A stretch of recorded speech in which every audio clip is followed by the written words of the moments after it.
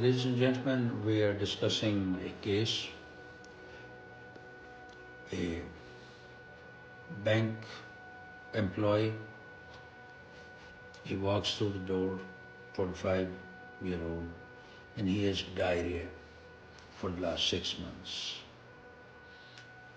No weight loss. He does not have to wake up during the night 4-6 times during the day. Mild abdominal discomfort is relieved after defecation. So, how will we will approach this individual? Just listening to his story, again, any triggers. The only trigger is when he's under stress, in a hurry, worry, or something which is nagging him, bothering him.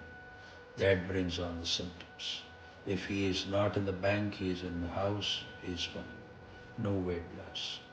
So basically, on clinical examination, we should look for if there is any tenderness in his belly. There is none, no other systemic examination normal.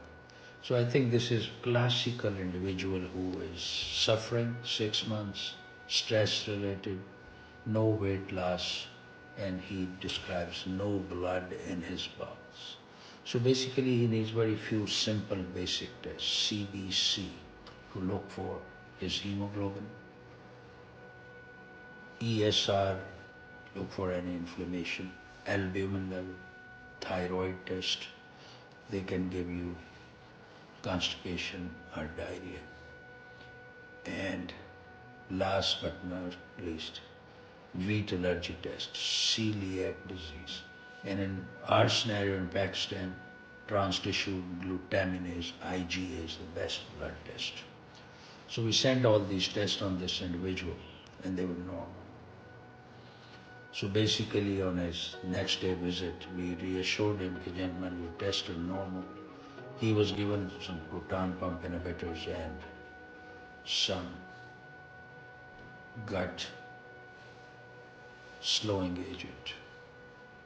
And his second interview, where he admitted he is under a lot of stress, and we gave him tricyclic antidepressant. Gave him follow-up in 8 weeks' time, and